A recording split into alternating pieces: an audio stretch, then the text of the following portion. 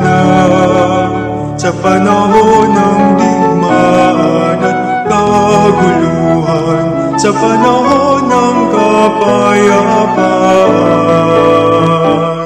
Sa pahag ng Panginoon, buong bayan ngayon'y nagtitipon upang pagsaluhan ang kaligtasan, handog ng Diyos sa tanan. Ang mga dakila't dukha,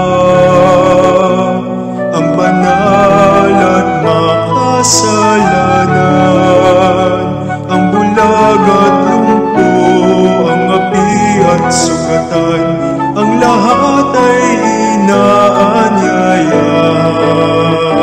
Sa pahag ng Panginoon, buong bayan ngayon'y nagtitipon upang pagsaluhan ang kaligtasan, handog ng Diyos sa tanan.